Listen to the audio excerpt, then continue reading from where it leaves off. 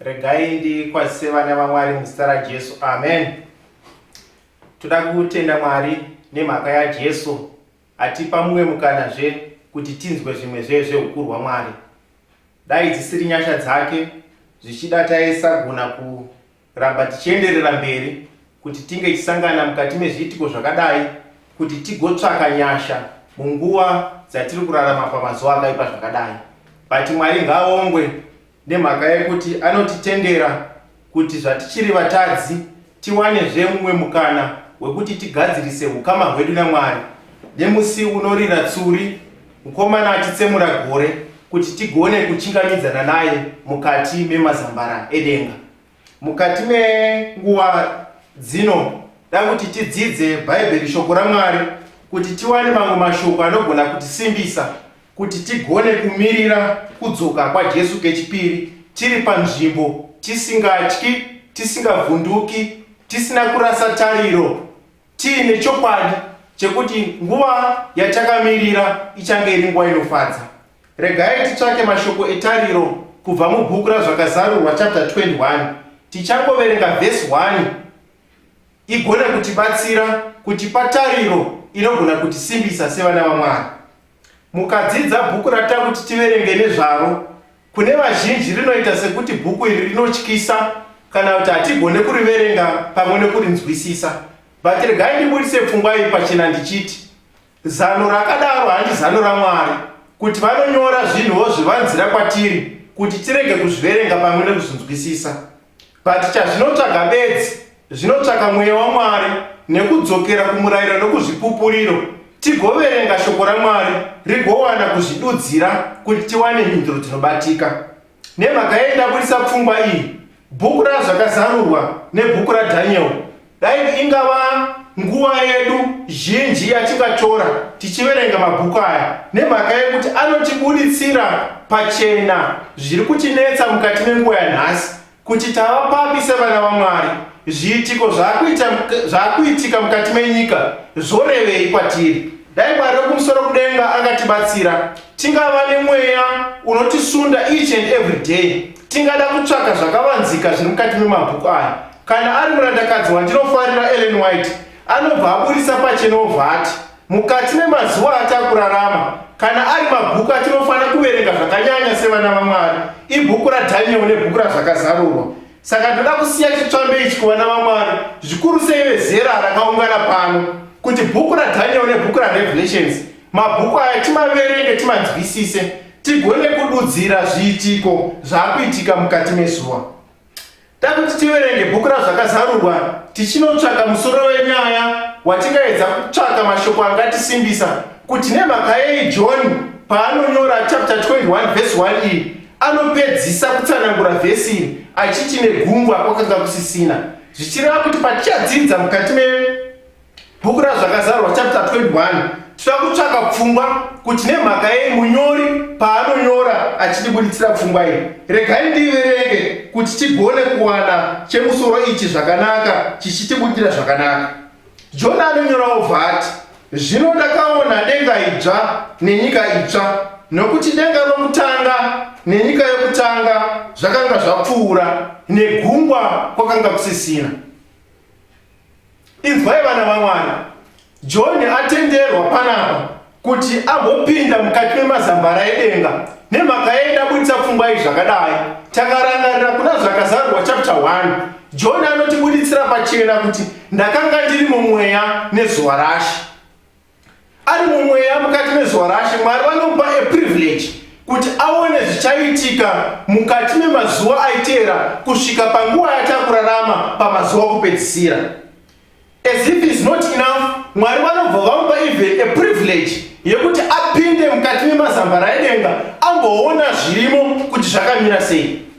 But zvinonzi apinda mukati memazambara edenga takuna chapter 21, zvinonziko naJohn, zvino ndakaona denga itsva nenyika itsva, zvakanzi denga rakare nenyika yakare zvakanga zvapfuura. Obva apedzisa vhesi ovhati negungwa kwakanga kusisina. Mubvunzo unobva wauya kuvana vaMwari unobva wati, John ari kutinyorera zvemukati medenga itsva nenyika itsva, obva achitaura kuti denga rakare nenyika yakare zvakanga zvapfuura, but mukupedzisa vhesi obva angotitaura kuti negungwa kwakanga kusisina. Mubvunzo wobva wati, asi nhaye John, mukati mekutenderwa kupinda mukati memazambara edenga, why is it anoti afamba aona zvose zvirimo ongopedzisa vhesi achiti negungwa kwakanga kusisina? Hakuna here zvimwe zvinhu zvakanaka zvinogona zvakanga zvaonekwa naJohn zvekuti aigona kuramba achienda mberi achitaura kuti mukati medenga itsva nenyika itsva ndakasangana nezvinhu zvinoshamisa zvakati nezvakati, kunze kwokoti anongotikonkurudhira vhesi 1 achiti negungwa kwakanga kusisina. But takatita zvakanaka zvinogona kutibudira pachena kuti no, John chinosakisa kuti atinyorere kuti negungwa kwakanga kusisina anogona akanga aine zvikonzero zvinobatika kuti apedzise vhesi achidaro. Mukatita zvakanaka zvinonzi John anoiswa pachitsuwa chePatmos. Zvakasakisa kuti ange achiiswa pachitsuwa chePatmos takaverenga zvakanaka kuna Zakazarwa chapter 1. Tinobuditsirwa pachena kuti munhu waMwari akabatwa akaendeswa pachitsuwa chePatmos nemhaka yekuda kweshoko raMwari. Regai ndibudise pfungwa iyi zvakanaka. Kune vanhu vazhinji vanospekulata zvavanotaura maringe nokuiswa kwaJohn pachitsuwa chePatmos. Ende zvimwe zvacho zvakutoita sekunge zvajairika kuvana vaMwari. Panobudiswa pfungwa yekuti John anonoiswa pachitsuwa chePatmos rava bofu. But mukaverenga zvakanaka kumurandakadzi wandataura nezvake mubhuku rakanzi Acts of the Apostles, paanotsanangura zvine chekuita pamusoro pechitsuwa chePatmos. Zvinonziko John kune vanotaura pfungwa yekuti paanozonoiswa pachitsuwa rakanga rabofu, vanoti zvaakakanzwa mukati medhamu remafuta aibhoila kune vakaiverenga nyaya. Vamwe vanosaigesa kuti ndo paakaputika maziso akava bofu. But regai tigadzise nyaya tichiti hatina material kana kuti pfungwa dzakanyorwa pasi dzinotibuditsira pfungwa iyi pachena, but ipfungwa dzakauya nevanhu vaisaigesta kuti ndizvo zvinogona zvinge zvakaitika kuna John. Nemhaka ingati ndibuditse pfungwa iyi pachena ndichidaro, mukaverenga the Acts of Apostles zvichitaura zvine chekuita nepamusoro penzvimbo inonzi Patmos. Ellen White anotibuditsira pachena obva ati Mwari vakachengeta John sekuchengeta kwavakaita the 3 Hebrew boys, Meshach, Shadrach naAbednego, panguva yavakakandwa mukati megomba remoto. Mwari akavachengeta. Zvakanzi pfungwa iyoyo ndo inobatwa ichienda kunorarama kumunhu waMwari John the Revelator paanokandwa mukati memafuta anobhoila. Saka regai ndibudise pachena ndisingatyi pfungwa inoti John paanoendeswa pachitsuwa chePatmos rakanga risiri bofu. Sezvine hapasipo hedu pane nyaya yedu, but regai ndidzokere pachitsuwa chePatmos ndibudise pfungwa iyi. John the Revelator paanoiswa pachitsuwa chePatmos, murume uyu akararama kwenguva yakareba ari 1. Zvinhu zvakamuomera achifunganya pamusoro peupenyu hwake, achifunganya pamusoro pemabatirwo aakanga aitwa, achifunganya pamusoro pehama dzake dzaakanga asiya, achifunganya pamusoro peutano hwake nekuda kwenzvimbo yaakanga ari, achinetseka achishayiwa zvokudya. Ari panguva iyoyo ndo panonzi nebhaibheri shoko raMwari kuna Zvakazarwa chapter 1 Jehovha Mwari vakamutendera kuti ange achipinda mumweya. Ari in that situation, kana ari in that experience yaimurwadza zvakadaro, zvinonzi aripo Mwari vakamuratidza zvine chekuita nekupenderwa kwenhoroondo yenyika ino. Vakamuratidza maevents ane zvine chekuita nenhoroondo yenyika ino. Mamwe acho makanzwisisa zvakanaka patinodzidza kuna Revelation chapter 6 pachitaurwa pamusoro pemaseals. Zvakanzi John the Revelator mune zvimwe zvinhu zvaairatidzwa akasvika pakubatikana akachema nokuda kwezviitiko zvaiitika, but anobva afamba mukati memachapter onosvika mubhuku raZvakazarwa chapter 21 obva atitaurira mashoko okuti varume hama dzangu, ndakaona denga itsva nenyika itsva. Zvakanzi denga rakare nenyika yakare zvakanga zvapfuura, but negungwa kwakanga kusisina. Regai ndibudise pfungwa iyi ndichiti mukati meupenyu kazhinji patinotaura nehama neshamwari tinoshandisa ma-examples kana kuti ma-experiences atakasangana nawo mukati meupenyu kuti titsanangure dzimwe nyaya dzedu kuti dzigone kubatika zvakanaka kune hama dzedu kana kuti vanenge vakaungana tichitaura navo. Regai titore semuenzaniso kune munhu akafanana neni anogona akakurira kumusha. Pandingataura nyaya dzangu tichidzitaura kazhinji munogona kundinzwa ndichipa ma-examples ekuti panguva yatakanga tiri kumombe taisangana nezvakadai nezvakadai. Regai ndifambe neni panapa ndichore muenzaniso unogona wakajairika kune vakagara pano vakanditarisa. Kazhinji kana vana mai vedu mukati medzimba vachiti kana vaakubika sadza havashandisi mugwaku kunokora upfu mukati megaba vachiisa mupoto, kana vachishandisa ruoko kunokora upfu vachiisa mupoto. Kazhinji vanasikana kana vaakuzobika kana zvavangabika kana pari pakubika sadza kana kuda kukanda munyu, unoona kuti tsika vakakura vakajaira kuti mai vaidai ndoyavanogonawo kuita the same. Kana mai vainokora upfu neruoko vachikanda mupoto, unogona kuona kuti ndopfungwa kana kuti ndomuraramiro unogona kuita nemhaka yeenvironment yavanga uri. Ndoda kuedza kuisa pfungwa yekuti chii panapa? Environment inoshepa upenyu hwako, kana kuti environment inogona kukonzera kuti unge uri zvauri nemhaka yekuti ndo zvawanga uri exposed to. Zvino John panapa ari kufunganya apinda mukati memazambara edenga. Zvinonzi nemhaka yegungwa experience kana kuti experience yaakasangana nayo ari pasii yakamurwadza mukati meupenyu hwake, ndobva afunga kuti no, kana tichinge tazoponeswa tapinda mukati memazambara edenga, regai nditsvake pfungwa iyi ndichiti ndinogona kuzosangana here neexperience yandakasangana nayo ndiri pachitsuwa chePatmos. Zvinonzi John the Revelator atendera kuti apinde mukati memazambara edenga. Zvinonzi anomhanya mukati memazambara edenga achitsvaga pfungwa iyi kuti hama dzangu, kana ndichinge ndazoponeswa ndichasangana nechinhu chinonzi gungwa here. Why is it zvakadaro? I want to believe kuti experience yaakasangana nayo ari pagungwa yakanga iri experience yakamurwadza, yakanga iri experience isina kujairika mukati meupenyu hwake. Saka anozofunga kuti kana ndichinge ndapinda mukati memazambara edenga, zvechokwadi ndichasangana here nethe experience yandakasangana nayo. But kana tanga takatendera vhesi zvakanaka, Mwari wekumusoro kudenga ngaawongwe. Zvinonzi John amhanya akadaro achitsvaga kuti gungwa ndichariwana here, anoti negungwa kwakanga kusisina. Mwari wekumusoro kudenga ngaawongwe nemhaka yehope yakadaro. Kana ari John, I want to believe kuti panguva yaakazorarama ari pasi pezuva akanga aine tariro yekuti kana ndichinge ndaponeswa ndapinda mukati memazambara edenga, nyaya dzangu dzakandirwadza ndiri pasi pezuva kuchange kusisina. Regai nditaure nevana vaMwari vakagara pano munguva yatiri kudzidza shoko raMwari kuti mukati meupenyu dai kungava kunzi nhasi Jehovha Mwari watitendera kuti tinge tiri mumweya tigopinda mukati memazambara edenga. Chonzi ngatichinyorai bhuku razvakazarurwa chapter 21 in our own language kana kuti in our own words. Taigona kunyora tichiti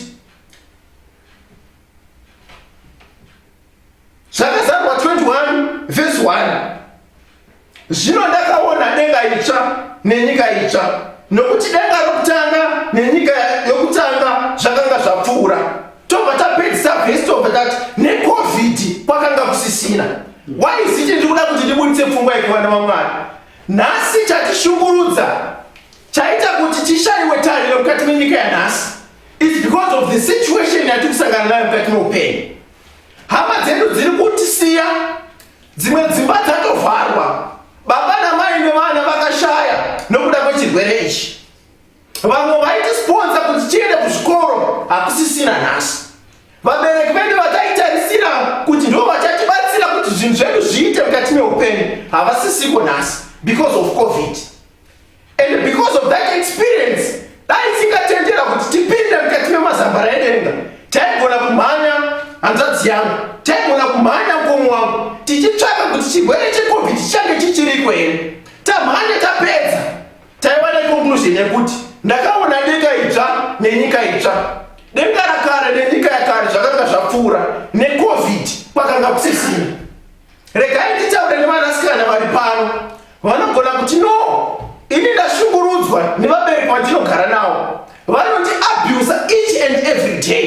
handina rugare mukati memba yandinogara, handina zororo kana pari pamabasa andinobata mukati memba. Vanondimutsa usiku, ndichinorara usiku, ndichibatiswa basa sedhongi. But rega ndibudise pachena pfungwa iyi.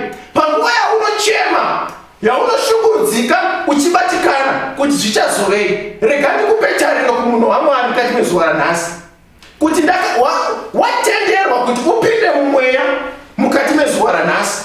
Unogona kuti nyorera vhesi inoti ndakaona denga itsva nenyika itsva, denga rakare nenyika yakare zvakanga zvapfuura, nekushungurudzwa kwakanga kusisina. Why? Nemhaka yekuti ndo nyaya iri kutishayisa rugare mukati meupenyu wezuva ranhasi. Vamwe vanogona kuti pana tagarisa nguva yareba, John akauya anotitambisa ondisiya, Theophilus akauya anotambisa ondisiya. Tosvika panguva yekuti kana takatarira vanakomana vepasi pezuva tinonzwa kubitirirwa nehasha nemhaka yazvatinosangana nazvo. Batirega ndikupe assurance iyi munhu waMwari. Kana tichinge tapinda mukati memazambara edenga, zvinotirwadza zvakafanana naizvozvo kuchange kusisina. Vamwe takada kutarira zviri kuitika mukati menyika, economically, politically, socially, takusangana nenyaya dzinorema. Takada kufunganya pamusoro pezvadzo, tinonzwa mwoyo yedu ichirwadziwa. Tinogona kushayiwa hope mukati menguva dzeusiku. But even so munhu waMwari, ndinoda kukupa assurance nehope inoti kana tichinge taponeswa tapinda mukati memazambara edenga, nyaya dzinotinetsa, dzinotirwadza, dzinotishungurudza kuchange kusisina. Vakomana nevasikana, tinogona kunge takabatikana kuti hongu kuzvikoro takaenda takarodya mabhii, but nhasi mukati memabasa atikushuvira kuti tinge tichiita tiri kumashayiwa mukati meupenyu. Zvinhu zviri kurema kuti uruwane, unofanira kuti ubvise mari muhomwe utambidze vatungamiriri vepamabasa, yet ndo mari yauri kuda kuti ugone kuzviriritira mukati meupenyu. Kana kuti dzimwe kuri tapiwa mabasa acho, mwedzi unopera totambira, but mukutambira kwacho zvakafanana nemunhu asina kutambira, hazvisi kukwana, hazvisina kuringana. Tofunganya kuti zvichazovei mukati menyika yatikurarama nhasi. But rega ndikupe assurance munhu waMwari, hold on for a little while.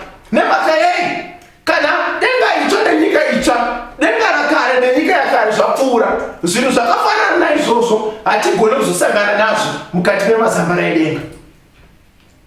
Zvizhinji zvatingagona kutaura nezvazvo mukati mezuva ranhasi, handizivi zvinogona zviri kukushungurudza mukati meupenyu. Wakafunganya nezvazvo, hana inorova, unoshayiwa rugare. Vavakidzani vaunogara navo kuti uende kunotsvaga rubatsiro, hakuchina rubatsiro. Nemhaka yei mava mhanzu nemhanzu, hatichagoni kugarisana zvakanaka. Kuti uende kuhama, hama tava mhanzu nemhanzu, zvinhu zvisina kumira zvakanaka.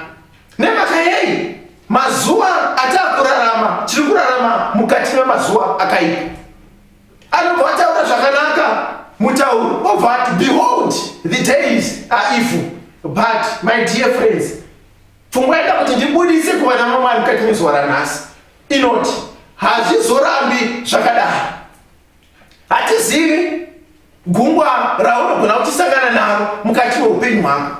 Hatizivi kuti gungwa rako ucharirarama kwenguva yakareba sei. But ndada kukupa munhu waMwari ndechekuti usarasa tariro. Mazuva anogona kuita sekunge anoreba, iwe uchishuvira kuti angatipfupiswa, totozvinamatira, totozvikumbira kuna Mwari kuti Mwari ndibatsirei. But mhinduro yatichagona kuwana panguva iyoyo inogona kuti yes, munamato wako ndaunzwa munhu waMwari, but chandichagogona kuita bedzi, ndichakupa simba rekuti ugone kurarama nazvo. Havasi kuzozvibvisa mukati meupenyu hwedu, but ndiri kuti munhu waMwari, gungwa rako ringarwadza zvakadaro, there is a time yatichati taponeswa, denga itsva nenyika itsva zvavapo, denga rakare nenyika yakare zvapfuura.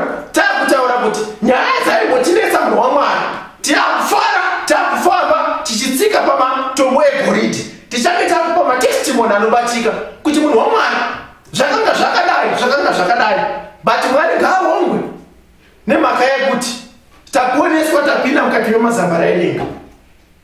Rega ndibudise pfungwa yekuvana vaMwari ndichiti nyika yatakurarama mukati mezuva ranhasi tichasangana nezvizhinji zvinorwadza zvinogona kufanana negungwa rakasanganikwa naro naJoni. But munhu waMwari usarasa tariro inofadza inoti kana tichinge taponeswa tapinda mukati memazambarara edenga negungwa kuchange kusisina. Tinogona kuomerwa kumafamilies atinobva togofunga kuti Mwari makatiseka, Mwari makatituka. Tinogona kuomerwa mukati menyika yatigere tofunga kuti dai zvaibvira dai ndakaberekerwa kana kuti kuChina kusisina corona. Zvinogona kuti rwadza. John the Revelator aigona akatombone pfungwa iyo kuti dai vandibvisa havo pachitsuwo chePatimosi ndanonetseka ndigere kumba nehama dzangu. But Mwari havana kutendera kuti zvidaro, vakatoona kuti zvaari kusangana nazvo zvakamuringana.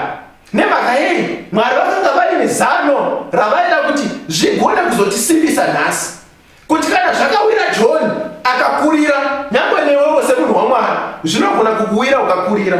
Gungwa ratingataura nezvaro tinogona kuzopa testimony kuti ndakasangana navo, but Mwari vekumusoro kudenga vakandikundisa. Chazvinotsvaka bedzi kuvimba naMwari, kuisa maziso edu mukati meshoko raMwari, totsvaka zvingatisimbisa kubva kushoko raMwari, kutsvaka kudzokera kumurayiro nekuzvipupuriro, tione kuti hatingawani zvingatisimbisa here kuti tigone kumirira takatarisa pana Kristu. Vanhu vazhinji mukati mezuva ranhasi taakutsvaka zvakawanda. Vamwe vanobvunza kuti vaprofita venyika ino vanoti chii, vanaprofesa vanoti chii, vaparidzi vanoti chii, but zvaakutsvaka kuti tidzokere mukati meshoko raMwari, tiverenge kuti zvatiri kurarama mukati emazuva akaipa, Bhaibheri shoko raMwari rinoti chii. Ndapa kurudziro tichitanga kudzidza shoko raMwari mukati mezuva ranhasi kuti Daniel neThe Book of Revelations ndo bhuku ratinofanira kuverenga zvakanyanya mukati memazuva atiri. Nemhaka yei zvinorwadza zvichauya, zvinoshungurudza zvichauya, zvichatishayisa rugare zvichauya, but even so kana tichinge tapinda mukati medenga itsva nenyika itsva hatizovi nematambudziko atiri kusangana nawo mukati mezuva ranhasi. Ungava munamato wako here munhu waMwari kuti mukati meupenyu ndanzwisisa kuti mumwe nemumwe anogona achinge aine gungwa rake, but pakupedzisira nhoroondo yenyika ino yakupeterwa zvinonzi matambudziko akafanana naiwayo kuchange kusisina. Ukadzika nevhesi raizotibuditsira pachena kuti kuchange kusisina rufu, kuchange kusisina kuchema. Mwari ivo vomene vachapukuta misodzi pamatama penyu. Waingasava munamato wako here munhu waMwari kuti pamazuva akaipa zvakadai regai ndishinge nemhaka yekuti ndichapiwa korona kana ndichinge ndakunda. Kana pane vakadaro tikotamise uso tiwana munamato wakatsanangurika. Ngatinamatei. Baba wedu vari kumusoro kudenga, namuponesi Jesu naMweya Mutsvene, toda kukutendai Mwari nemhaka yeshoko renyu rinotisimbisa misi nenguva, kuti zvatiri kusangana nazvo mukati menyika yaoma zvakadai, mukati menyika isisina tariro, mukati menyika isisina zvizhinji zvatingataura zvakanaka zvinobatika, munotipa tariro yekuti nemusi mukuru kana tichinge taponeswa tapinda mukati memazambarara edenga, zvinotichemedza, zvinotishungurudza, zvinotishayisa tariro mukati meupenyu kuchange kusisina. Dai mungatipa simba risingatuvidzwi kana kuti simba risingagone kubvutwa newakaipa, kuti tigona kurarama tiine tariro yekuti nemusi mukuru kana tichinge taponeswa tapinda mukati memazambarara edenga, nyaya dzaitishungurudza nekutinetsa kuchange kusisina. Mwari wekudenga, dai mungatibatsira mukati meupenyu watikurarama nhasi, tirambe takabata tariro iyi nemhaka yekuti itariro isingatinyadzisi, kuti nerimwe ramazuva taponeswa Mwari mutatiitira zvakanaka, togopa matestimonies anobatika kuti nyangwe neugungwa ratakasangana naro kana matambudziko atakasangana nawo mukati meupenyu, Mwari vakatiitira zvakanaka. Makupukuta misodzi pamatama pedu, makutinyaradza pamwe nekutipa mhinduro yezvimwe zvinhu zvataisangana nazvo zvisingagone kuwana mhinduro kune munhu ari pasi pezuva. Makutitsanangurira imi womene kuti nyika yamairarama it was because of chitema, but nhasi mapinda mukati memazambarara edenga, mukati menyika itsva musina chitema. Maitai Mwari nemhaka yekuti mataura nesu, chitibatsirai nhasi nekusingaperi. Ndomunamato watinawo nemhaka yaJesu anogara nekusingaperi. Amen.